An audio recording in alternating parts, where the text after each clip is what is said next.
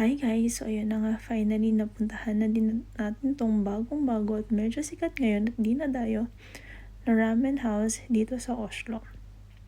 So ayun na nga, pagpasok natin yan kaagad ang bubulaga sa iyo, napakaraming noodles. So kayo na po ang pipili kung ano na po yung gusto niya swak sa panlasa ninyo. So syempre, after kong maspatan yung gusto ko, ayan na nga, si Inday, kukuha na lang at pa bago magpaluto. Yan, sa wakas naabot din.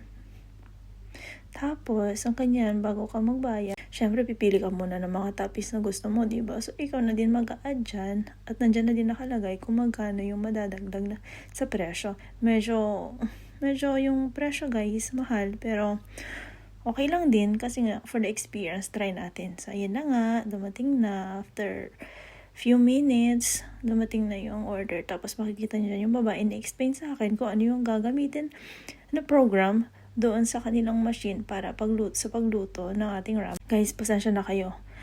First time kong mag-voice over, medyo cringy pero try natin, continue natin. So, ayan na nga, tapos na mag-explain si ate. So, pagkatapos nating marinig lahat ng instructions, so ayan na. Magluto na tayo, try na natin guys. So, ayan.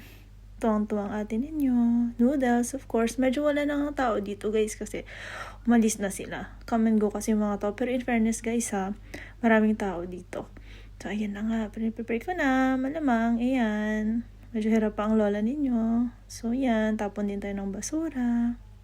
Actually yung noodles nila guys, yung instant lang talaga nabibili sa store. At saka mahal nga siya. Pero ayun na nga, sabi ko nga kanina, just for the experience. Ayan, ang cute no, tingnan nyo. Ayan, may program. Yung akin kasi may sabaw. Pero siguro kung yung bibilhin ninyo, yung walang sabaw, of course, siguro iba yung program ang gagamitin. Ayan.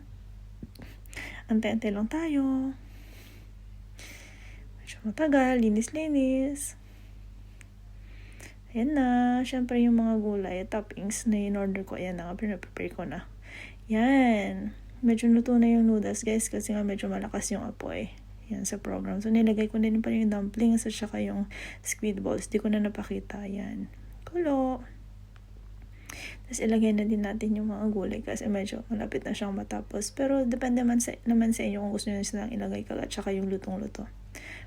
Nasa preferred nyo yan na sa panlasa ninyo kung anong gusto nyo. So, yan. Nalaglag po. Isayang. Balik natin.